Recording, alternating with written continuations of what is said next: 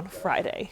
Now, I know our Storm Tracker 16 meteorologists have mixed feelings on the great prognosticator, but I'm hoping that the forecast after Groundhog Day maybe influences Phil a little bit. I think the forecast after Groundhog Day actually looks sunny and above average. And if we look even ahead, Stacy, like the week after next week, it still looks like we'll have above average temperatures. Climatologically, normally we're in the upper 30s as highs, and we're going to be in the low 40s instead for the week ahead and even the week after that as well. But I put together a graphic here to show what I think is going to happen. Here, let's move the needle on whether or not he's going to see the shadow. Well, we have clouds out on Friday morning, so I think an early spring might be his forecast as we head towards the rest of February.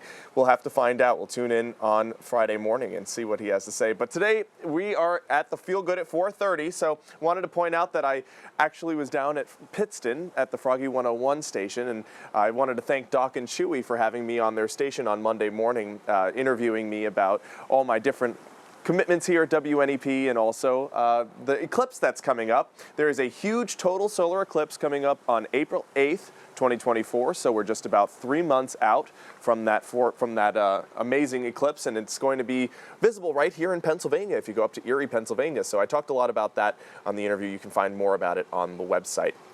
All right, this again is the Feel Good at 4:30. So what didn't make us feel good over the past few days? All of these clouds.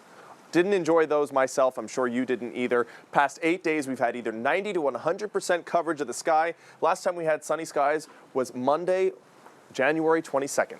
But we do have sun in our forecast for this weekend and extending even into the week ahead. So that's a feel-good moment there, too. Here's the look at Scranton, live view. Looks like we got overcast skies here, same in Pottsville, but we do have a few breaks in those clouds. You can see them starting to break there. A few blue patches, light blue that is.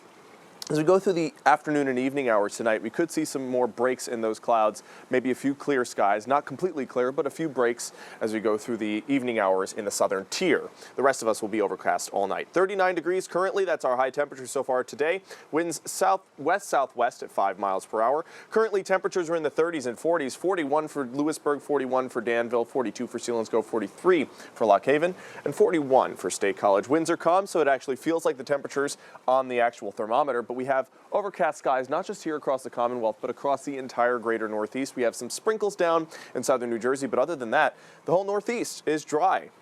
Will remain dry through the day today and into the day tomorrow. It's not until the evening hours that I see some possible precipitation pushing into the region, but it's going to be light in nature. We could see some clear spots tonight around 8:30 in our southern tier, Schuylkill County. I'm talking to you. Also, Carbon and Monroe counties could see some breaks in those clouds, but the rest of us will have primarily overcast skies, and then through the day tomorrow, overcast again. We could see some bouts of sprinkles tomorrow evening. We're talking between 8 p.m. and midnight, and then they'll switch over from rain to snow, and that'll happen through the overnight hours into Friday. We could see some flurries throughout the morning and afternoon hours on Friday, but I don't think it's going to put down too much accumulations, if anything, just on our trees and on our grass, maybe a coating of snow.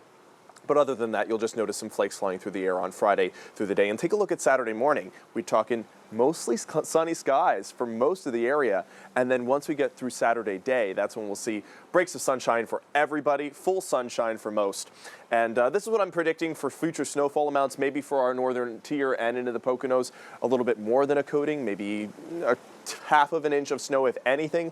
But I think for the most part, we're just going to see the flakes in the air. And we have seen a lot more snow than we did last season, 3.7 inches more, in fact. But it's still not as much as what we would normally see in an average season.